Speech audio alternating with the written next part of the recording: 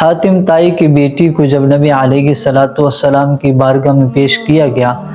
جب اس کو قید کر کے نبی علیہ السلام کے پاس لے کر آئے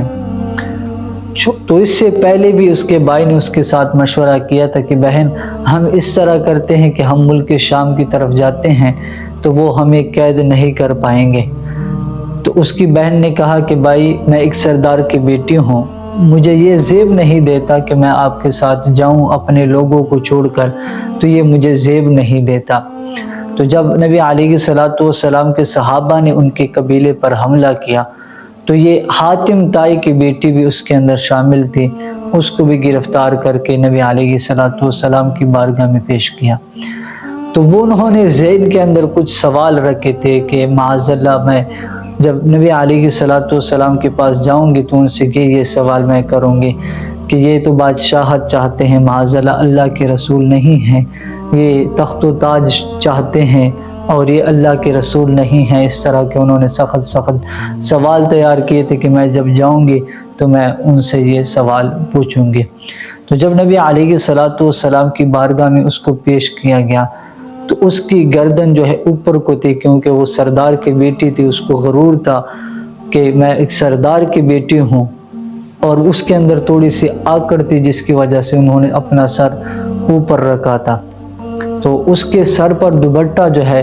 وہ دوپٹہ گر گیا تھا، وہ اس کے سر پر نہیں تھا۔ تو نبی علیہ السلام نے اپنی کملی والی چادر ان کو دے دی، ایک صحابی کو کہا کہ آپ اس کو دے دیں۔ تو جب صحابی نے دیا تو ایک دوسرے صحابی عرض کرنے لگے کہ حضور یہ تو ایک کافرہ ہے، ایک تو نجس ہے، پلید ہے، انما المشرکون نجس، کہ یہ تو مشرک ہے اور مشرک جو ہے وہ پلید ہوتے ہیں، اور آپ کی چادر مبارک تو ہے وہ پاک ہے، صاف ہے، تو آپ اس کو چادر کیوں دے رہے ہیں؟ تو نبی علیہ السلام نے فرمایا کہ میرے صحابہ یہ تو بیٹیاں ہیں، یہ تو بیٹی ہے، اور بیٹیاں تو بیٹیاں ہوتی ہیں، چاہے وہ مسلمان کی ہو یا کافر کی ہو۔ تو جب اس نے یہ جملے سنے تو اس نے جو گردن اٹھایا ہوا تھا اپنی آکڑ کی وجہ سے، اپنے تکبر کی وجہ سے، تو وہ گردن اس نے جھکا لیا۔ جب اس نے یہ گردن جھکا لیا تو پھر نبی علیہ السلام نے اس سے پوچھا، نبی علیہ السلام نے فرمایا کہ تم کس کی بیٹی ہو؟ تو اس نے کہا کہ میں حاتم طائی کی بیٹی ہوں۔ اس نے نبی علیہ السلام سے عرض کی کہ میں حاتم طائی کی بیٹی ہوں۔ نبی علیہ السلام نے فرمایا کہ تمہارا باپ اس نے اچھی زندگی اپنی گزاری، یہ کہ وہ سخاوت کرتا تھا، لوگوں کو پیسے دیتا تھا، مسکینوں کو غریبوں کو وہ پیسے دیتا تھا، تو بتا تیرے ساتھ میں کیا سلوک کروں؟ تو اس نے نبی علیہ السلام کی بارگاہ میں عرض کی کہ حضور مجھے آزاد کر دیں۔ تو نبی علیہ السلام نے صحابہ سے فرمایا کہ اے میرے صحابہ اس کو آزاد کر دیں، اس کو کھول دیں، اس کی رسیاں کھول دیں تاکہ وہ چلی جائے۔ جب اس کو کھولا گیا تو پھر پوچھا کہ اور کیا چاہتی ہیں؟ تو اس نے پھر عرض کی کہ حضور میں یہ چاہتی ہوں کہ میرے جو قبیلے کے لوگ ہیں، میرے جو قبیلے کے سردار ہیں، یہ سیرت کی کتابوں ابن حشام کے اندر بھی موجود ہے اور ابن اسحاق کے اندر بھی یہ موجود ہے۔ اس نے پھر عرض کی کہ حضور میرے جو قبیلے کے سردار ہیں، قبیلے کے لوگ ہیں، ان کو بھی آپ آزاد کر دیں۔ اب تنگی داماں پہ نہ جا اور بھی کچھ مانگ، ہے آج وہ مائل بعطا، اور بھی کچھ مانگ، دے سکتے ہیں کیا کچھ کہ وہ کچھ دے نہیں سکتے، یہ بحث نہ کر ہوش میاں، اور بھی کچھ مانگ۔ اور جو کہتے ہیں کہ ان کا کرم ہے محدود، ان لوگوں کی باتوں پہ نہ جا، اور بھی کچھ مانگ۔ تو اس نے عرض کی کہ حضور میرے جو قبیلے کے سردار ہیں، میرے قبیلے کے لوگ ہیں، ان کو بھی آپ آزاد کر دیں۔ تو نبی علیہ السلام نے ان کو بھی آزاد کر دیا، اور وہ جو تھی وہ اپنے بھائی کی طرف ملک شام کی طرف روانہ ہو گئی۔ جب وہ ملک شام پہنچے تو اس نے اپنے بھائی سے کہا کہ بھائی اس طرح کریں، آپ جا کے نبی علیہ السلام سے مل لیں۔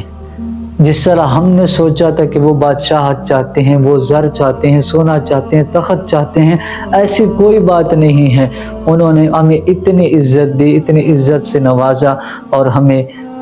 آرام کے ساتھ انہوں نے رہا کیا اور ہم آپ کے پاس آ گئے۔ تو بھائی نے کہا، عدی بن حاتم نے، جو حاتم تائی کا بیٹا تھا، اس نے کہا کہ ٹھیک ہے میری بہن، جب آپ کہتی ہو تو میں نبی علیہ الصلوۃ والسلام کی بارگاہ میں حاضر ہو جاتا ہوں۔ تو جب وہ نبی علیہ الصلوۃ والسلام کی بارگاہ میں حاضر ہوا تو اس وقت نبی علیہ الصلوۃ والسلام کھانا تناول فرما رہے تھے۔ آپ بھی تھے، آپ کے ساتھ آپ کے پروانے بھی تھے، حضرت بلال رضی اللہ تعالی عنہ بھی آپ کے ساتھ تشریف فرماتے۔ تو عدی بن تائی نے جب دور سے دیکھا کہ ایک بادشاہ وہ اپنے غلاموں کے ساتھ ایک ساتھ کھانا کھا رہا ہے، تو وہ حیران ہو گیا کہ ایک بادشاہ، ایک سردار وہ اپنے غلاموں کے ساتھ کھانا کھا رہے ہیں، تو وہ حیران ہو گیا۔ لیکن جب وہ قریب گیا تو دیکھا کہ حضرت بلال رضی اللہ تعالیٰ عنہ اس تالی میں کھانا کھا رہے ہیں جس میں نبی علیہ الصلوۃ والسلام کھانا تناول فرما رہے ہیں۔ تو وہ اور بھی حیران ہو گیا کہ یار، ایک بادشاہ ہو کے اس نے اپنے صحابہ کو اپنے پاس بٹھا کے اپنے ساتھ وہ کھانا کھلا رہے ہیں۔ پھر بھی اس نے دل کے اندر سوچا کہ نہیں یار، جب میں جاؤں گا ان کے گھر میں تو ان کا عالیشان گھر ہوگا، وہاں سے پتہ چل جائے گا کہ یہ بادشاہ ہیں، یا جہاں پر وہ مسجد نبوی میں بیٹھتے ہیں تو پھر دیکھ لیں گے کہ انہوں نے جو اپنے لیے تخت بنائے ہوں گے، اپنے بیٹھنے کے لیے، اپنے مشاورت کے لیے جو جگہ بنائی ہوگی وہ دیکھ لوں گا تو میں اندازہ لگا لوں گا۔ تو جیسے یہ اس کے دل کے اندر یہ خیال آیا تو نبی علیہ الصلوۃ والسلام نے فرمایا کہ میرا دل کرتا ہے کہ میں تمہیں گھر لے جاؤں، میرا دل کرتا ہے کہ میں تم کو گھر لے جاؤں۔ خیال آیا کہ مسلمان نیک و بد پہچان جاتے ہیں، خیال آیا کہ مسلمان نیک و بد پہچان جاتے ہیں، پر مدینے والے آقا تو دلوں کی بات جان جاتے ہیں۔ نبی علیہ الصلوۃ والسلام نے فرمایا کہ یار، میرا دل کرتا ہے کہ میں تمہیں گھر لے جاؤں اور وہاں پر میں جا کے تمہاری مہمان نوازی کروں۔ تو جب نبی علیہ الصلوۃ والسلام نے اس کو گھر کی طرف لے کر گئے، جب نبی علیہ الصلوۃ والسلام وہاں پر لے کر گئے جہاں پر حضرت جبرائیل امین حاضر ہوتے ہیں، نبی علیہ الصلوۃ والسلام وہاں پر لے کر گئے جہاں پر آپ کے پروانے، آپ کے صحابہ آپ کے ساتھ بیٹھ کے مشاورت کرتے ہیں۔ جب وہاں پر لے کر گئے کہ جب آپ اپنے صحابہ کو درس دیتے ہیں، عدی بن تائی جو ہے وہ حیران ہو گیا کہ اتنی سادی جگہ جہاں پر ایک دو پلیٹیں پڑی ہوئی ہیں اور وہاں پر زمین پر چٹائیاں بچھی ہوئی ہیں، وہ بھی پٹی پرانی، یعنی کوئی ایسے عالیشان محل نہیں ہے، کوئی وہاں پر صوفے، کوئی وہاں پر بیڈ وغیرہ نہیں ہے، اتنے سادے بھی کوئی ہو سکتے ہیں۔ تو پھر نبی علیہ الصلوۃ والسلام نے ستو اور کھجوریں ان کے پاس لے کر آئے ہیں، تو وہ حیران ہو گیا کہ یار، میں نے کیا سوچا تھا نبی علیہ الصلوۃ والسلام کے بارے میں، لگے جو مزدور بادشاہ ایسا،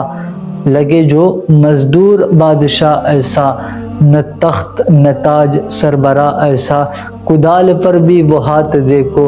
فلک نشیں کا زمیں پہ گر ہے میرا پیمبر، عظیم تر ہے میرا پیمبر، عظیم تر ہے صلی اللہ تعالیٰ علیہ وسلم۔ یعنی اس سادہ زندگی نبی علیہ الصلوۃ والسلام نے گزاری، اور عدی بن تائی جو تھا وہ حیران ہو گیا اور اس نے حضور سے عرض کی کہ حضور، مجھے اپنا غلام بنا لیں، مجھے اپنا غلام بنا لیں۔ تو نبی علیہ الصلوۃ والسلام نے اس کو اپنا غلام بنایا۔ یہی عدی بن تائی جو تھا وہ پھر نبی علیہ الصلوۃ والسلام، جس طرح اس کے والد سخی تھے اسی طرح وہ بھی سخی تھا، وہ ٹیکس دیتا تھا۔ حالانکہ جب حضرت ابوبکر صدیق کا دور آیا تو کچھ قبائل نے ٹیکس دینا بند کر دیا، لیکن اس وقت بھی یہ عدی بن تائی جو تھا وہ نبی علیہ الصلوۃ والسلام کے صحابی جو ہے حضرت ابوبکر صدیق، ان کو بھی آپ ٹیکس دے دیتے ہیں۔ یعنی جس قدر ان کے والد سخی تھے اس قدر عدی بن تائی بھی جب نبی علیہ الصلوۃ والسلام کی صحبت میں آئے تو وہ بھی اس قدر سخی تھے۔ اللہ